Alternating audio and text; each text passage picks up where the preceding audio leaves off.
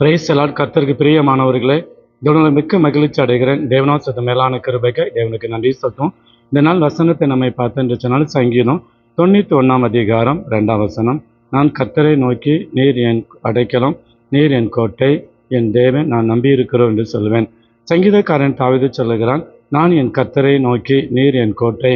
நம்ம தாவீதை போல நான் அவரை நம்பியிருக்கிறேன், அவர் எனக்கு கோட்டையும், அவர் எனக்கு அடைக்கலமும், எனக்கு ஆபத்து காலத்தில் துணை இருப்பார் என்று சொன்னது போல உங்களுடைய வாழ்க்கையில் நீங்கள் கர்த்தரை நோக்கி தாவீது கூப்பிட்டது போல எந்த சூழ்நிலையிலும் எந்த நெருக்கங்களை அவரை நோக்கி நீங்கள் பார்க்கும்போது சேனைகளின் தேவனாய் கர்த்தர் உங்களுக்கு பரத்திலிருந்து பரலோகத்திலிருந்து வருகிற ஒரு வல்லமைகள், அற்புதங்கள், ஆசீர்வாதங்கள் அப்பா உங்களுக்கு கோட்டையும் அரணுமாய் இருந்து நீங்கள் நம்பி இருக்கிற தேவனாய் கர்த்தர் உங்களுக்கு பரலோகத்திலிருந்து வருகிற ஆசீர்வாதங்களை பரிபூர்ணமாய் தந்து உங்கள் பிள்ளைகளை நீங்கள் சேர வேலைகள் பிஸ்னஸை தேவன் ஆசீர்விப்பாராக. ஜெபம்.